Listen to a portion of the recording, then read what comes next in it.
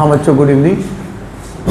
देखिए आज हम जो डिस्कशन करेंगे बच्चों, that is haloalkane and haloarene NCERT exemplar.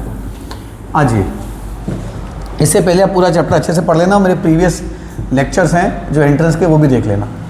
The order of reactivity of the following alcohol with the halogen acid. आपको कह रहा है हेलोजन एसिड के साथ ऑर्डर ऑफ रिएक्टिविटी की बात कर रहा है। आपको याद होगा जो हेलोजन एसिड होते हैं वो होते हैं HCl, HBr, HI, और जब जब एल्कोहल इनके साथ रिएक्ट करता है एल्कोहल का OH क्लीवेज होता है, और जब जब एल्कोहल का OH क्लीवेज होता है तो इंटरमीडिएट क्या बनता है? कार्बोकेटाइन। कार्बोकेटाइन स्टेबल किसका होता है? 3 डिग्री का। तो 3 डिग्री एल्कोहल फास्ट रिएक्ट करेगा हेलोजन एसिड के साथ, स्लो करेगा 2 डिग्री, और 1 डिग्री एल्कोहल सबसे कम रिएक्टिव करेगा। यानी कि C is more reactive than B is more reactive than A। आगे चलते हैं क्वेश्चन नंबर 2।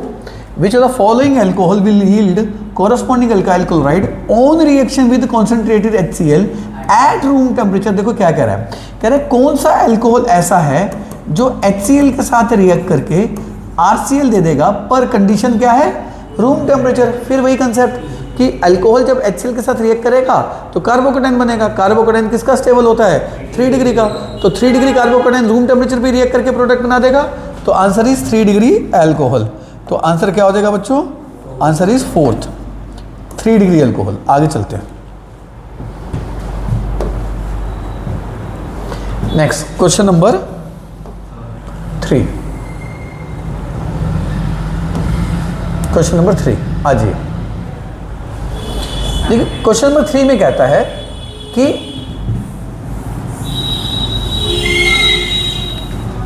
क्वेश्चन नंबर 3 में कहता है बच्चे कि एनिलीन का जब diazotization, this is diazotization, gives benzene diazonium chloride. अब बेंजीन डाइजोनियम क्लोराइड को Cu2Cl2, Cu2Cl2 का मतलब सैंड में रिएक्शन।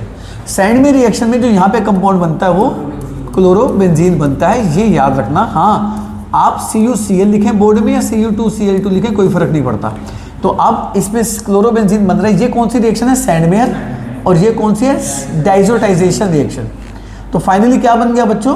क्लोरोबेंजीन। आगे चलते हैं। Toluene reacts with halogen. Toluene क्या होती है बच्चों? Toluene is methyl benzene. ये रही, दिस इज मिथाइल बेंजीन। कह रहे हैं मिथाइल बेंजीन रिएक्ट करती है किसके साथ? Halogen.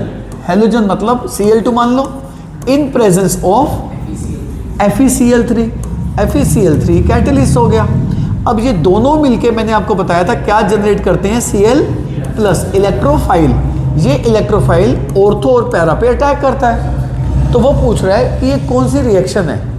Answer electrophilic substitution reaction. Answer is electrophilic substitution reaction. पर क्वेश्चन को थोड़ा सा और चेंज करके देखते हैं। मान लो यही क्वेश्चन होता और कहता आपको टोल्यूइन है और टोल्यूइन के साथ क्लोरीन है, साथ में सनलाइट है, फिर उसके अंदर बनता बेंजाइल क्लोराइड, होती सब्स्टिट्यूशन रिएक्शन ही, पर सनलाइट के साथ इंटरमीडिएट क्या बन जाता है? तो फिर आंसर हो जाता फ्री रेडिकल सब्स्टिट्यूशन रिएक्शन। तो दोनों चीजें रिवाइज हो गई आपकी। आगे चलते हैं। Question number 5। Which of the following is a halide exchange? Halide exchange का मतलब होता है हेलोजन हेलोजन को एक्सचेंज करे।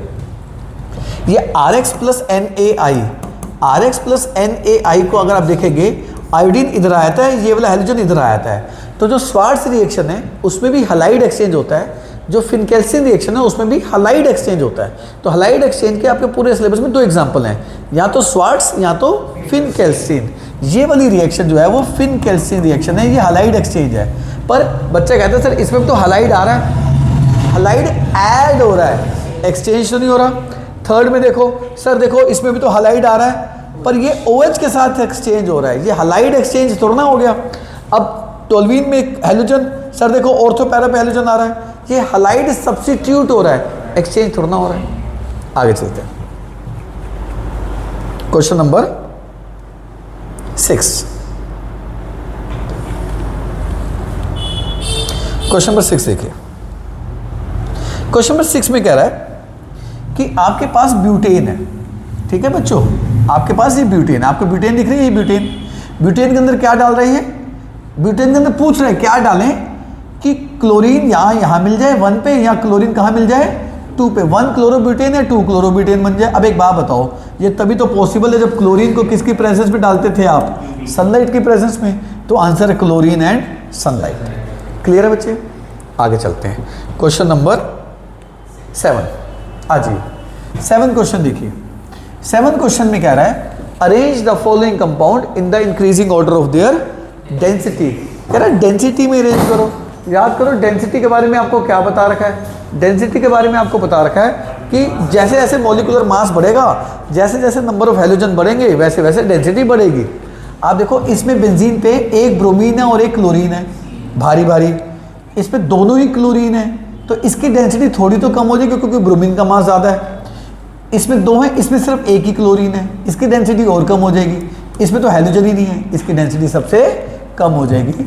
तो इंक्रीजिंग ऑर्डर ऑफ डेंसिटी यही रह जाएगा। आप आंसर को चेक कर लेना। आगे चले मेरे बच्चे, चलो। Arrange the following compound in the increasing order of their boiling point. कह रहा है बॉइलिंग पॉइंट में अरेंज करो। देखो boiling point number of carbon atom के बढ़ने से बढ़ता है, पर अगर number of carbon atom same रहे तो ब्रांचिंग से कम होता है क्योंकि सरफेस एरिया कम हो जाता है। अब आप देखेंगे इसके अंदर ब्रांचिंग ज़्यादा है, इसके अंदर ब्रांचिंग है पर कम है, इसके अंदर तो ब्रांचिंग है ही नहीं। यानी कि सबसे ज़्यादा बॉइलिंग पॉइंट बी का रहेगा, उसके बाद ए का रहेगा, उसके बाद सबसे कम सी का बॉइलिंग पॉइंट रहेगा। आंसर आप खुद सर्च कर सकते हैं। Next, in which of the following carbon mark as asterisk मतलब स्टार इज एसिमेट्रिक। कह रहा है इन चार में से कौन सा कार्बन कायरल है जिसको स्टार लगा है। कायरल वो होता है जिसके पास चारों चीज़ें अलग हों। ध्यान से देखेंगे, हाइड्रोजन, आयोडीन, ब्रोमीन, क्लोरीन, चारों सेम है, चारों अलग हैं, चारों अलग हैं। Chiral, deuterium, iodine, bromine, chlorine, चारों सेम है, अलग अलग हैं, अलग अलग है। एसिमेट्रिक मतलब ये भी कायरल है। एसिमेट्रिक और कायरल एक ही बात होती है।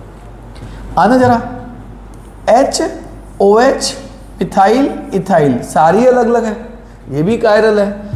H ये सिमेट्रिक है, और जो सिमेट्रिक होते हैं वो ए कायरल होते हैं। तो answer is A, B and C. शानदार सवाल है, आगे चलें, बढ़िया सवाल है। आज नेक्स्ट क्वेश्चन देखिए, which of the following structure is enantiomeric with molecule A. आपको एक मॉलिक्यूल दिया है ए, मैं यहां पे बनाता हूं आपके लिए सी। हाँ जी, आपको कह रहे सी है, सी के वेज में, वेज मतलब बी आर, वेज मतलब आपकी तरफ आ रहा है, डैश, डैश मतलब आपसे दूर जा रहा है, पीछे है, और एच और मिथाइल ये रहा। आपको ये कंपाउंड दे दिया, ब्रोमीन आगे आ रहा है, मिथाइल पीछे जा रहा है, एच और इथाइल एक ही प्लेन में है, एच और इथाइल एक ही प्लेन में, ये एक ही प्लेन में है, एक पीछे जा रहा है, एक आगे आ रहा है। ये आपने बात पहले कर रखी है। कह रहे हैं इसके साथ कौन एनेंशियोमर होगा, मतलब इसकी मिरर इमेज मांग रहा है। एनेंशियोमर क्या होते हैं, एक दूसरे की mirror images, non super impossible mirror images. यानी कि आपको कह रहे हैं इसकी मिरर इमेज ढूंढो। आपको चार ऑप्शन देखते हैं कौन सी दी है इसने। आ जाओ, ये रही चार ऑप्शंस।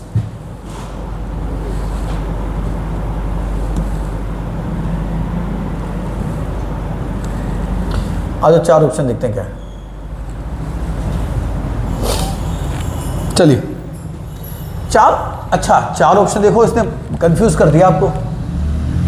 एक काम करें, पुराने क्वेश्चन की इमेज दोबारा बना दूं। एच और इथाइल एक ही प्लेन में थे, याद है, और वेज में क्या था, और इधर डैश में क्या था, मिथाइल, ये था ना।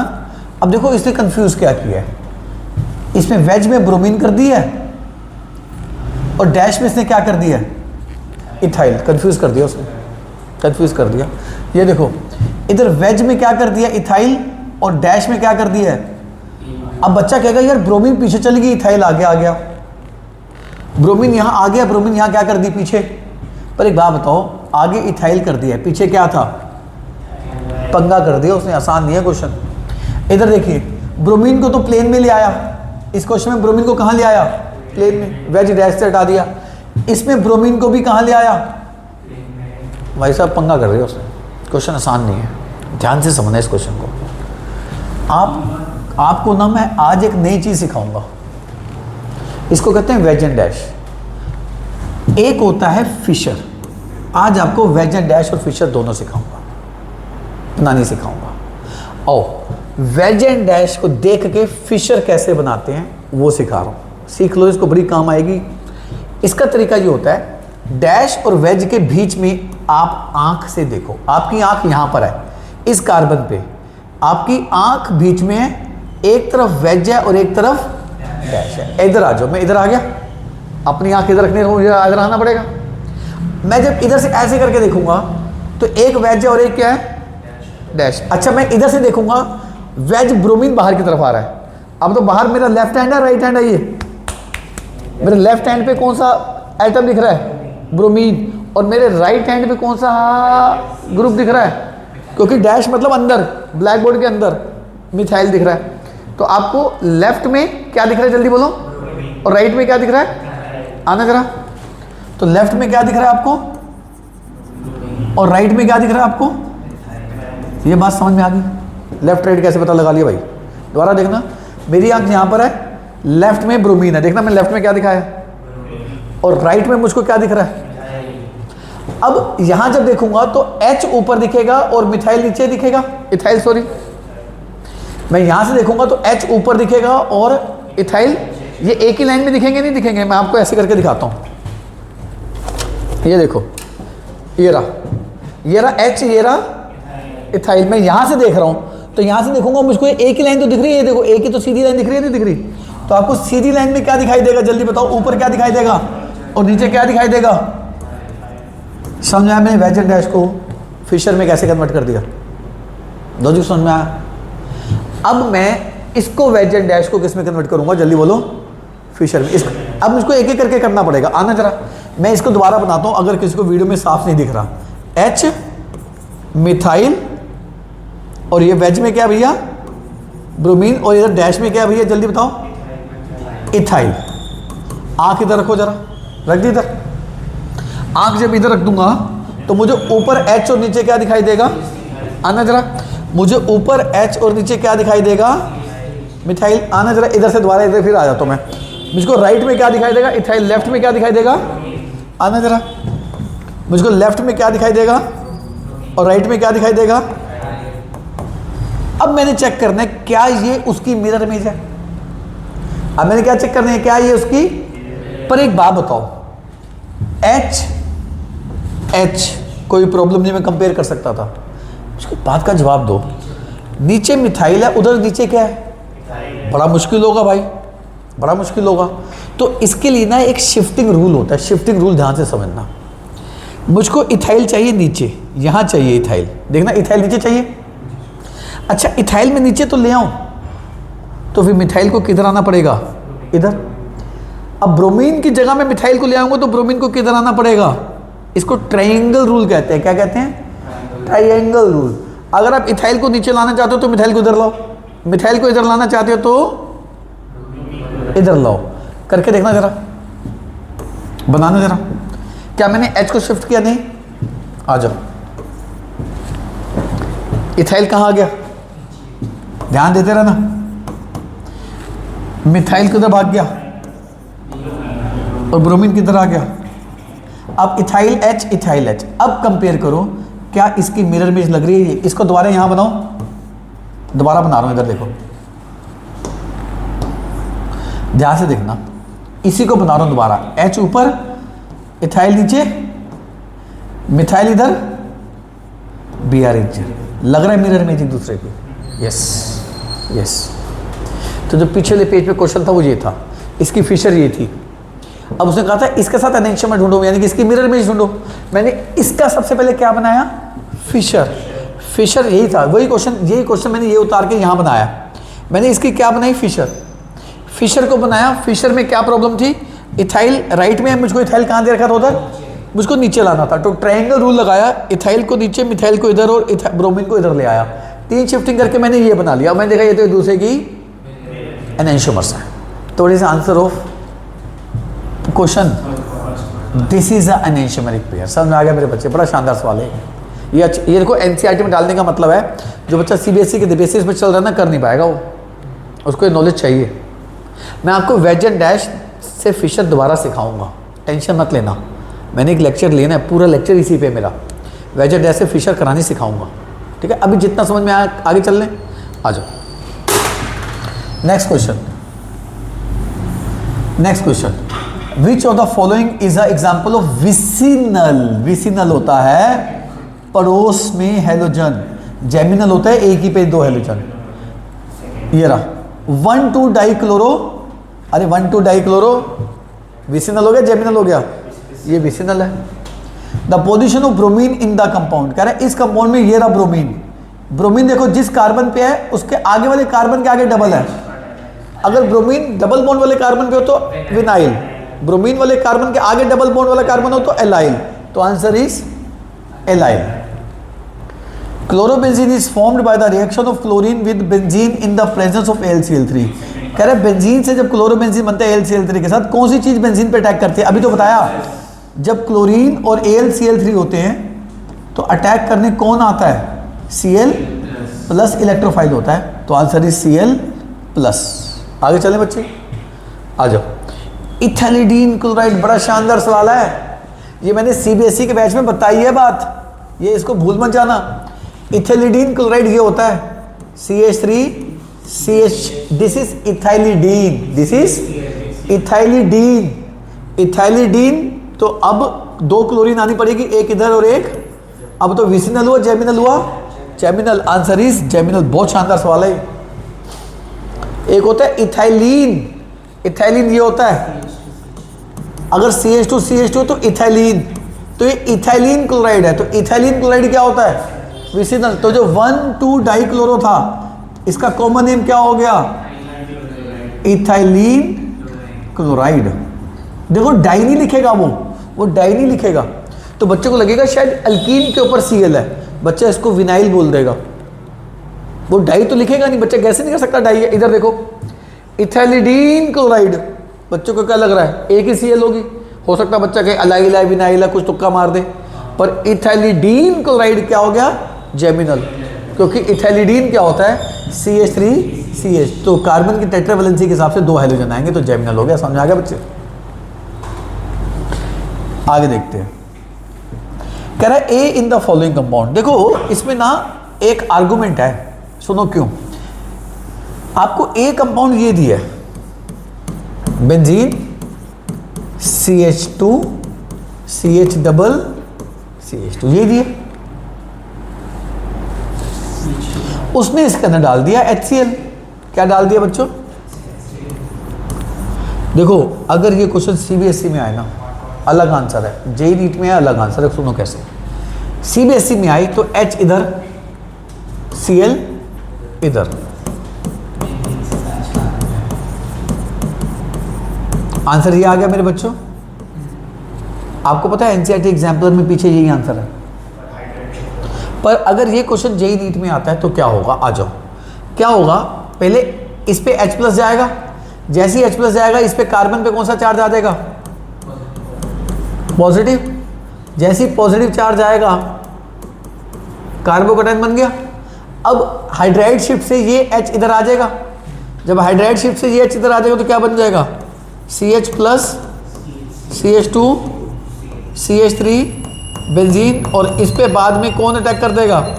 Cl माइनस, Cl माइनस यहाँ पे अटैक कर देगा, तो Cl CH CH2 CH3, और यहाँ पे क्या लग जाएगा? तो 1 पे Cl आ जाएगा। तो अगर मान लो यही क्वेश्चन आपके फाइनल एग्जाम में आ गए CBSE में, तो H इधर Cl इधर बनाना, JEE नीट में आ गया तो H इधर हाइड्राइड शिफ्ट से Cl इधर दिखाना। आओ आंसर देखते हैं नेक्स्ट पेज पे। देखो बेंजीन पे तो भूल जाओ, बेंजीन पे कब जाती है कोई चीज़? जब AlCl3 FeBr3 जैसा कोई कैटलिस्ट हो, ठीक है बच्चे। Cl ज़्यादा भी तो आ ही नहीं सकती, ये भी गलत हो गया, ज़्यादा H पे थोड़ा ना आती, कम H पे जाती है, तो थर्ड H पे चलेगी। ये CBSE के हिसाब से आंसर ठीक है, पर JEE नीट में कौन सा आंसर हो जाएगा? फोर्थ। अब primary alkyl halide will prefer to undergo, primary halide SN2 करती है, ये तो आसान क्वेश्चन है। Which of the following halide undergo SN1 most readily? SN1 कौन करते हैं? 3 डिग्री। अब सारे 3 डिग्री हैं भाई, जब सारे 3 डिग्री हैं तो I minus is a better leaving group. आ जाओ, राइट द करेक्ट आयुर्वेदिक name of this compound. Correct IUPAC name. अब देखो इसमें बच्चा क्या गलती कर सकता है, सीधा 1 पे Br लगा सकता है, कुछ भी कर सकता है, पर आप एक काम करो CH3 CH CH2Br। अब ध्यान दो, इस वाले इथाइल को आप एक्सपैंड करो, इस वाले इथाइल को जब एक्सपैंड करोगे तो अब आपकी चेन कितने कार्बन की हो जाएगी, 4 कार्बन की हो जाएगी। कितने कार्बन की हो गई, 4। 1 bromo 2 methyl butane, 1 bromo 2 methyl butane. Clear है मेरे बच्चों, आगे आ जाओ। अब बच्चा जल्दबाजी में पता क्या करेगा, 1 2 3, क्या दिक्कत है इसको, हाँ 1 2 3, 2 पे क्या कर देगा इथाइल, और आपको कंफ्यूज करने के लिए 1 ब्रोमो 2 इथाइल बना दिया उसने। बच्चा जल्दबाजी में टिक करेगा इसको, समझ आ गया, इथाइल को एक्सपेंड करना था। हाँ जी, कह रहे right the IUPAC name of diethyl bromomethane. आ जाओ,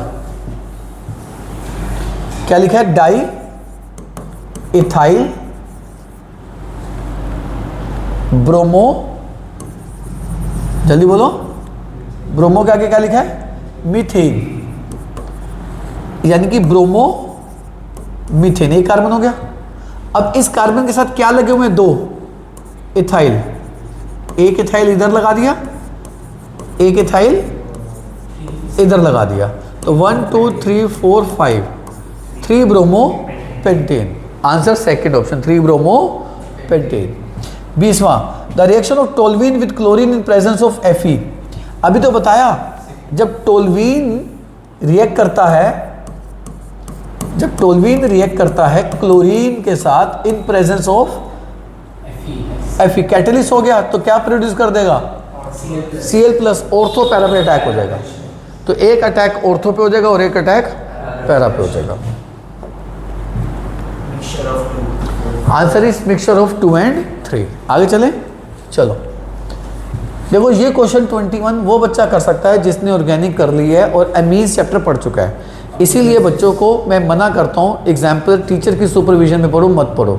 ये क्वेश्चन हमने एमीज में किया हुआ है, तो जिसने एमीन कर लिया बेटा समझ में आ जाएगा, तुमने नहीं किया तुम्हें हो सकता है दिक्कत आए। आओ देखते हैं, कह रहा है क्लोरोमीथेन, ये रही chloromethane, on treatment with excess of ammonia, on treatment with ammonia की एक्सेस है,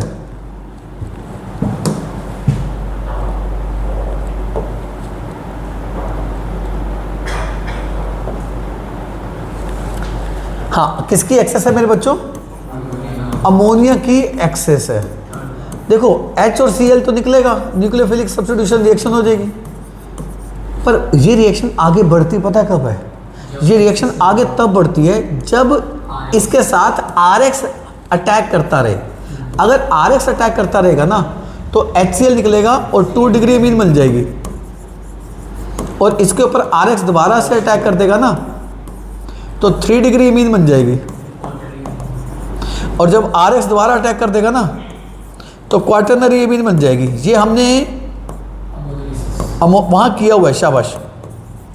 ये आगे भागती पता कब है, जब मिथाइल हलाइड एक्सेस में हो तब जाके क्वाटरनरी अमीन मिलती है। पर अगर अमोनिया एक्सेस में है तो इसके साथ इसी की टक्कर होगी, इसके साथ जब जब इसकी टक्कर होगी तब तब क्या मिलेगा, मिथाइल एमीन, यानी कि आंसर इज मिथाइल एमीन। देखो आपको कंफ्यूज करने के लिए क्या कर रहा है, कह रहा है 3 डिग्री बनेगी, नहीं बनेगी, कह रहा है 2 डिग्री बनेगी, नहीं बनेगी, 1 डिग्री बनेगी, 1 डिग्री बनेगी, कह रहा है सारी बनेगी, सारी तो ना बनती, सारी तो ना बनती, क्योंकि एक्सेस में क्या ले लिया है, तो अमोनिया इसके साथ टक्कर मारता रहेगा, जब जब अमोनिया की टक्कर होगी 1 डिग्री में बनेगा। ये क्वेश्चन हमने 4th चैप्टर में किया है, आप दोबारा करोगे, जितना समझ सकते हो समझ लो, नहीं तो आगे बढ़ो। समझ में आ गया, ईमानदार से बताओ, समझ में आया, थोड़ा बहुत आया, बाकी 4th चैप्टर में बता दूंगा। चल फिर आगे, the molecule whose mirror image is a non super impossible, over them are known as chiral, which of the following is chiral. कह रहे इसमें से कायरल ढूंढो कौन सा है। अरे 2 ब्रोमो ब्यूटेन आपको कायरल नहीं लग रहा, ये देखो 2 ब्रोमो, ये कायरल होगा नहीं होगा, कैसे, इथाइल, मिथाइल, हाइड्रोजन और ब्रोमीन। आप कौन सा कह रहे थे बेटा, 4th कह रहे थे, और वो 4th एक बार देख लेते हैं। प्रोपेन 2 है, प्रोपेन 2 है, और प्रोपेन 2 में क्या लगा दिया उसने, 2 पे ब्रोमो। अब बेटा ये कायरल कैसे हो जाएगा, दोनों मिथाइल हो गए ना, कायरल होना चाहिए। बेंजीन CH2Br कह रहा है एक्वस NaOH के साथ। अच्छा कौन बताएगा, मैंने बताया था अगर एक्वस NaOH है यानी कि पोलर प्रोटिक सॉल्वेंट है, पोलर प्रोटिक सॉल्वेंट है, पोलर प्रोटिक सॉल्वेंट है और बेंजाइल क्लोराइड सामने है, तो पोलर प्रोटिक सॉल्वेंट का मतलब क्या है, कार्बोकेटाइन बनेगा, और कार्बोकेटाइन बनेगा तो SN1 होगी SN2 होगी, तो आंसर इज SN1 होगी। एक्वस देखते ही समझ जाओ SN1 होने वाली है, कारण पोलर सॉल्वेंट है, कार्बोकेटाइन याद करो SN1 takes place in polar protic solvent, तो कार्बोकेटाइन जो बनाता है कौन सी रिएक्शन करता है, SN1, तो आंसर इज SN1। अगला क्वेश्चन देखिए, शानदार सवाल है। यहां पे कार्बन के साथ O और OH, इस कार्बन के साथ OH और H, इस कार्बन के साथ H और OH, इस कार्बन के साथ CHO, ABCD का नाम दे दिया। कह रहे इनमें से कौन सा कार्बन एसिमेट्रिक है, एसिमेट्रिक मतलब कौन सा कार्बन कायरल है। आप देखो B को जरा ध्यान से देखो, B को, अब B को जरा ध्यान से देखो, आपको लगता है ये कार्बन 4 अलग अलग से जुड़ा हुआ है, 1 2 3 और चौथा इधर, 4 अलग अलग हो गए, एक कायरल यानी कि B इज कायरल। C को जरा ध्यान से देखो, 1 2 3 और इधर चौथा, इसको तो डबल बॉन्ड छोड़ दो, इसको डबल बॉन्ड छोड़ दो, तो आंसर क्या हो गया, B एंड C। आगे चले मेरे बच्चे, चलो next 25th, which of the following compound will give racemic mixture. Racemic mixture वो देते हैं जो SN1 करते हैं। SN1 कौन सा कर सकता है इसमें से, 3 डिग्री, कौन सा इसमें से 3 डिग्री, एक तो ये 3 डिग्री है, बोलो, और कौन सा 3 डिग्री है, ये 2 डिग्री है, ये भी 2 डिग्री है, तो आंसर क्या हो गया, B तो है ही है, B तो है ही है। और कौन कौन सा दे सकता है रेसिमिक मिक्सचर, A भी दे देगा, क्यों A क्यों दे देगा, क्योंकि B हटेगा, इसकी जगह OH आएगा तो कायरल नहीं हो जाएगा, देखना मिथाइल CH इथाइल और यहाँ पे OH आ जाएगा, तो ये कायरल नहीं हो जाएगा, कायरल हो जाएगा तो क्या हो जाएगा, ये रेसिमिक हो जाएगा, नहीं हो जाएगा, और 2 डिग्री तो SN1 तो वो भी कर ही लेते हैं, तो आंसर क्या हो गया, A और B, A और B, ऑप्शन भी नहीं है A और B। अब बचा कौन फिर, C, जरा चेक करना, बियर की जगह OH आ सकता है, बियर की जगह OH आएगा, C2H5, अब बताओ क्या ये कायरल होगा, क्यों नहीं है कायरल, ध्यान से देख, कौन सा कार्बन कायरल है, हैं,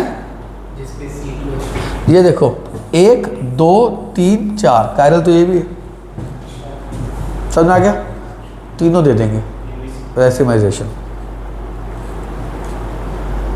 आ जाओ भाई 26 से 29, 26 से 29, ठीक है।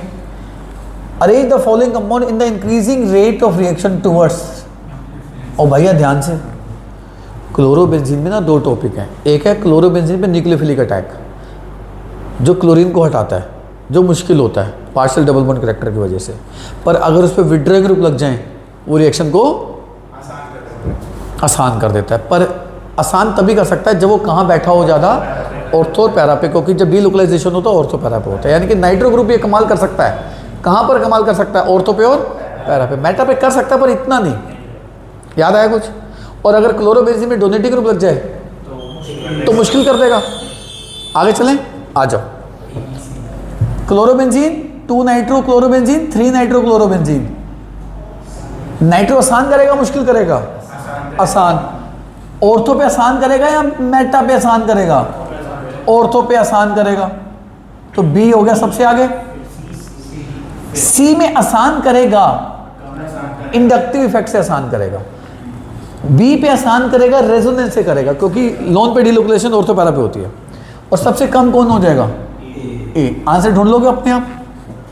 आगे चलें, क्लोरोबेंजीन टोल्यूइन मिथाइल बेंजीन, अब मिथाइल तो डोनेटिंग होता है, अब तो डोनेटिंग आसान करता है मुश्किल करता है, मुश्किल करता है, तो मिथाइल अगर ऑर्थो पे लगा है ज़्यादा मुश्किल करेगा, क्योंकि इंडक्टिव इफेक्ट डिस्टेंस से कमज़ोर हो जाता है, तो जितनी पास अपना असर ज़्यादा दिखाएगा, तो मिथाइल यहाँ पर अपना असर ज़्यादा दिखाएगा, और इसका असर क्या है, इंक्रीज करना डिक्रीज करना, डोनेटिंग रूप से न्यूक्लियोफिलिक अटैक मुश्किल कर देगा वो, तो बताओ मिथाइल यहाँ पे न्यूक्लियोफाइल का आना आसान कर रहा है मुश्किल कर रहा है, बी में ज़्यादा मुश्किल कर रहा है, सी में कर रहा है क्योंकि मिथाइल दूर हो गया, ए में कम मुश्किल कर रहा है क्योंकि ना डोनेटिंग है ना इसमें विड्रॉइंग है। क्लियर हो गया? सबसे अच्छा इंक्रीजिंग रेट लिखना है, इंक्रीजिंग रेट। तो सबसे ज़्यादा आसान किस में होगी? ए में, फिर किस में होगी? सी में, और सबसे मुश्किल किस में होगी? बी में। इंक्रीजिंग रेट तो यही होगा ना मेरे बच्चे, समझ में आ गया? अरे बोलो, आ जाओ। फिर क्लोरोबेंजीन नाइट्रो, 3 पे नाइट्रो, कमाल हो गया। याद करो 3 में नाइट्रो होता है, पिक्रिक एसिड बनता है और वार्म करने से बन जाता है। सबसे ज़्यादा रिएक्टिव कौन है? सी, फिर कौन है? बी, फिर कौन है? ए। बढ़िया सवाल बनाया इससे एनसीईआरटी वाले ने। न्यूक्लियोफिलिक सब्स्टिट्यूशन विड्रॉइंग ग्रुप से आसान होती है, डोनेटिंग ग्रुप से मुश्किल होती है। आ जाओ इधर आ जाओ। क्लोरोबेंजीन 1 डोनेटिंग, 2 डोनेटिंग, भाई साहब 2 डोनेटिंग बर्बाद कर देंगे क्लोरोबेंजीन को। तो सबसे मुश्किल कौन करेगा? सी के बाद कौन करेगा? और सबसे ज़्यादा कौन करेगा रिएक्टिव में? समझ में आ गया बात? सवाल बढ़िया बनाया इसमें, क्योंकि एनसीईआरटी के जो टॉपिक में डिस्कशन है वो क्लोरोबेंजीन का तो है, साथ में नाइट्रो का है, विड्रॉइंग का है, डोनेटिंग की बात नहीं करता। पर जब मैंने पढ़ाया था मैंने बताया था आपको कि विड्रॉइंग अगर क्लोरोबेंजीन की न्यूक्लियोफिलिक आसान कर रहा है तो डोनेटिंग ग्रुप मुश्किल कर देगा भाई। उसने सवाल बना दिया पर एग्जाम्पलर में, एनसीईआरटी में नहीं बनाया उसने सवाल। आ जाओ, क्वेश्चन लिखिएगा। What is the correct increasing order of boiling point? अच्छा, बॉइलिंग पॉइंट का ऑर्डर कैसे होता है? हाइड्रोजन ज़्यादा होगी, बॉइलिंग पॉइंट ज़्यादा, भारी हाइड्रोजन होगी और ज़्यादा। तो 1 आयोडो, 1 ब्रोमो, 1 क्लोरो, 1 ब्यूटेन, सिर्फ ब्यूटेन। सबसे कम तो ब्यूटेन का होगा, सबसे ज़्यादा किसका होगा? आयोडो ब्यूटेन का। फिर किसका होगा? ब्रोमो का। फिर किसका होगा? सबसे कम किसका हो जाएगा? अपने आप ढूंढना। Which is the correct increasing order of boiling point? 1 bromo ethane, 1 bromo propane, 1 bromo butane, bromo benzene. सबसे ज़्यादा कार्बन किसमें है? Bromo benzene highest, second highest, third highest, सबसे कम कार्बन इसमें है। ढूंढ लोगे बच्चों? अब आ जाओ। अब यहाँ पे कह रहा है, ओ भैया ये क्वेश्चन छोड़ के मत जाना। नॉर्मली नीट वाले बच्चे छोड़ के चले जाते हैं क्वेश्चन, और आपको लगता है कि भी जेई में भी मेंस में या सिंगल ऑप्शन ही तो आती है, मोर देन 1 ऑप्शन तो होती नहीं, छोड़ जाते हैं। वो इनसे भी पेपर बना लेंगे आपके पेपर में, नीट में भी। वो क्या करेंगे, क्वेश्चन डालेंगे, ऑप्शन डालेंगे और नीचे डाल देंगे correct options are, A B, B C, A B C. Same question से क्वेश्चन बना देना नीट में भी, छोड़ के मत जाना। आ जाओ, यहाँ पर एक कंपाउंड है कार्बन, H वेज में है, ये H डैश में है, एक H प्लेन में है और ये Cl है। यहाँ पे किसका अटैक दिखा रहा है बच्चों आपको? OH माइनस का अटैक दिखा रहा है। एक तरफ से बॉन्ड टूट रहा है और एक तरफ से बॉन्ड बन रहा है, एक तरफ से बॉन्ड टूट रहा है और एक तरफ से बॉन्ड बन रहा है। SN2 हो रही है, bond cleavage, bond formation takes place simultaneously, और OH उल्टी तरफ से आके लग गया। सहमत हो आप? इन्वर्जन हो गया। कह रहा है statement are correct about this, कह रहे इनमें से सही स्टेटमेंट कौन सी है। अब बच्चा मान लो नीट की तैयारी कर रहा है, वो कहेगा मुझको मल्टीपल चॉइस नहीं आएंगे, वो क्या करेगा, क्वेश्चन बना देगा और लिख देगा correct options are A B C, A and C, A only, ऐसे कर देगा। क्या करना है, करेक्ट ऑप्शन ढूंढनी। आ जाओ, A and C both are, A and C है, ए एंड ई लिखा है, ए एंड ई, ये रहा ए, ये रहा ई, कह रहा है दोनों न्यूक्लियोफाइल है। बिल्कुल है, क्योंकि जो आ रहा है उस पर नेगेटिव, जो जा रहा है उस पर नेगेटिव। अरे न्यूक्लियोफिलिक सब्स्टिट्यूशन का मतलब क्या है? नेगेटिव आएगा नेगेटिव जाएगा, तो जो आ रहा है वो भी न्यूक्लियोफाइल, जो जा रहा है वो भी न्यूक्लियोफाइल। आ जाओ, ये सही है गलत है? ये ई लिखा है, अगर किसी को वीडियो में नहीं दिख रहा ये ई है, ये ए है। अगर जिसको ब्लर दिख रही है तो वो एनसीईआरटी की एग्जाम्पलर खोल सकता है। इन सी कार्बन इज sp3 हाइब्रिडाइज ना, sp3 हाइब्रिडाइज में कार्बन के साथ बॉन्ड कितने होते हैं? 4। सही कह रहे, गलत कर रहे? गलत।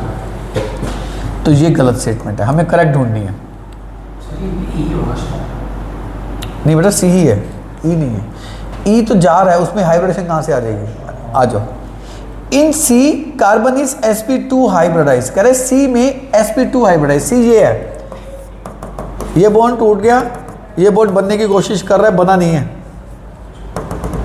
और बॉन्ड 3 है उसके पास, 1 2 और 3, 1 2 और कह रहे ये जो C है ये sp2 है। पता है ये sp2 है, पता कैसे? बच्चों को लगता है गलत स्टेटमेंट है, नहीं सही है। एक बात बताओ, ये बॉन्ड टूटना शुरू हो गया, कार्बन से दूर हो गया, ये तो अभी बना ही नहीं है। जब बना नहीं हाइब्रिडेशन हिस्सा कहाँ से ले लेगा? तो बॉन्ड एक्चुअली बचे कितने उसके पास? 3 बॉन्ड बचने का मतलब क्या है? sp2। यस, ये सही स्टेटमेंट है। A and E both are electrophile. अरे A और E न्यूक्लियोफाइल हैं, इलेक्ट्रोफाइल कहाँ से हो गए? कितनी स्टेटमेंट सही है मेरे बच्चों? शानदार सवाल है। चले आगे, आ जाओ। Question number 33, which of the following statement are correct about this reaction? कह रहे इसके बारे में सही बताओ। अच्छा, इसके बारे में शांति नहीं मिली, शुरू कर दिया इसने। और the given reaction is SN2। कह रहे SN2 है, सही है गलत है? बैकसाइड अटैक, सही बात।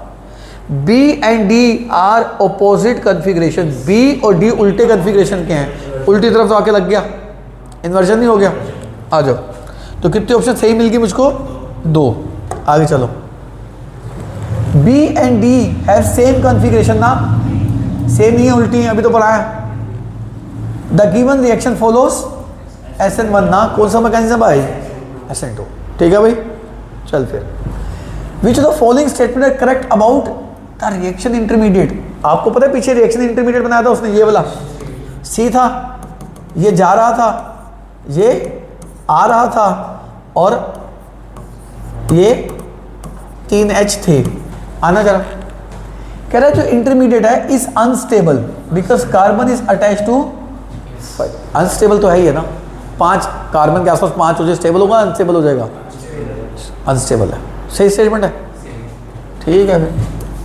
कह रहे C is unstable because sp2 hybridize. एक बात बताओ, अनस्टेबल तो है पर sp2 का कारण थोड़ा है। क्या कार्बन जब sp2 करेगा तो अनस्टेबल हो जाएगा? कार्बन की कितनी जगह sp2 होती है?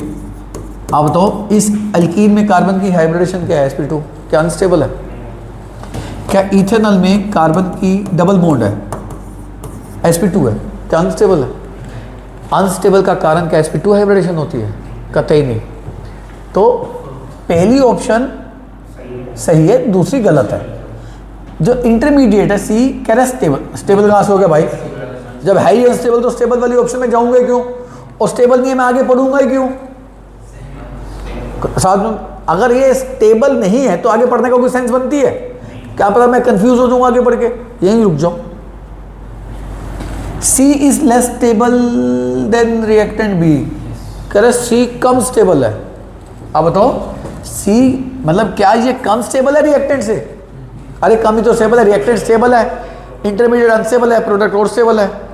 तो ये भी स्टेटमेंट सही है। तो first and fourth are correct option. चलिए आगे मेरे बच्चों, बढ़िया सवाल है, पूरा कंसेप्ट रिवाइज करा रहे हैं। आ जाओ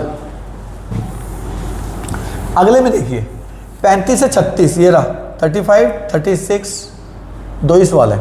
आ जाओ। अब ये OH है, हेलोजन इधर लगा, ध्यान से देख रहे हो? जिस तरफ हेलोजन है इसने OH किस तरफ लगा दिया है? एक बात बताओ, क्या ये SN2 हो सकती है? क्यों नहीं हो सकती? उल्टी तरफ लगा तो भैया पंगा तो फिर कार्बोकेटाइन का ही है ना। समझ में आ रही बात? आ जाओ। कह रहे करेक्ट स्टेटमेंट बताओ, सही बात बताओ। कह रहा है कार्बोकेटाइन बनेगा, हाँ या ना? कैसे पता चल गया? हाँ, सेम साइड है तो SN1 है, SN1 है तो कार्बोकेटाइन है। बहुत बढ़िया, ठीक है जी। SN1 carbocation. OH minus is attached to substrate B from one side and Cl will leave from other side। कह रहा है OH एक तरफ से आएगा, Cl दूसरी तरफ से आएगा। अरे क्या बकवास है भाई, ये गलत है। Unstable intermediate is formed in which OH and Cl will attach by weak bond। कह रहा है एक इंटरमीडिएट बनेगा जिसमें दोनों लगे होंगे। कहाँ दोनों लगे होंगे? कार्बोकेटाइन बनता है, एक टूटता है और एक बनता है। ये भी गलत है। The reaction proceed through SN1, सही बात। चले आगे, बढ़िया सवाल है। आ जाओ। Which of the following statement are correct about kinetic of this reaction? Kinetic मतलब रेट। अब तो अगर ये SN1 है तो इसका रेट कैसे लिखोगे? आ जाओ। Rate depends upon B only. B ये रहा, कह रहे रेट सिर्फ RX पे डिपेंड करता है। सही है गलत है? सही है, एसिड बने तो वाई से भी डिपेंड करेगा। The rate depends upon A and B ना, ए एंड बी मतलब SN2 होता। मॉलिकुलरिटी इज 1, यस, SN1 का मतलब ये मॉलिकुलरिटी 1, तो 2 ऑप्शन सही हैं, एक और थर्ड। कह रहा मॉलिकुलरिटी 2, कहाँ की बात है मॉलिकुलरिटी 2 भाई। आगे चलें।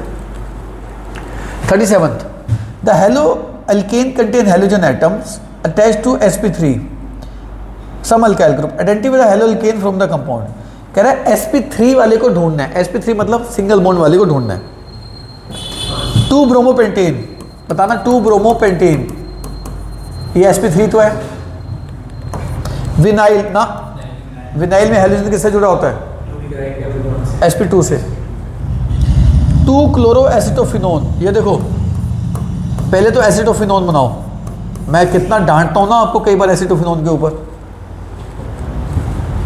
एसिटोफिनोन। और क्लोरीन कहाँ लगाना है, 2 पे, क्लोरीन सीधे ही sp2 पे आके लग गई, sp2, हमें sp3 ढूंढना था, ये भी गलत है। ट्राइक्लोरोमीथेन, यस, अब एक ही कार्बन है, एक ही कार्बन है तो sp3 होगी भाई। इथाइलिन क्लोराइड, अभी बात चल रही थी, एक थी इथाइलिन, एक थी इथाइलिडीन। इथाइलिन क्लोराइड ये हो गई, ये विसिनल हो गई। एंड इथाइलिडीन क्लोराइड जेमिनल हो गई। आप एक चीज देख रहे हो बच्चों, इसने 2-3 सवाल बना दिए इसी के ऊपर। Identify the correct statement, both the compound form same product on treatment with aqueous KOH. कह रहे दोनों एक ही कंपाउंड बनाएंगे एक्वस क्यूएच के साथ। कैसे बना देंगे, जब इसको एक्वस क्यूएच के साथ कराओगे तो यहाँ पे OH आ जाएगा, यहाँ पे क्या आ जाएगा, जब इसको कराओगे तो यहाँ क्या आ जाएगा। आपको पता है जब एक ही पे 2 OH आ जाएं तो वाटर निकल जाता है, तो क्या बन जाता है CH3। तो एक इथेनॉल बनाएगा, ग्लाइकोल बनाएगा, सेम बनाए अलग अलग बनाए, गलत स्टेटमेंट है। Both compound form same product on treatment with aqueous KOH, नहीं फर्स्ट में अल्कोहलिक है भाई, सॉरी माफी चाहता हूं, आ जाओ पहले चेक कर लो, अल्कोहलिक क्यूएच के साथ आ जाओ, पहले चेक करते हैं ना।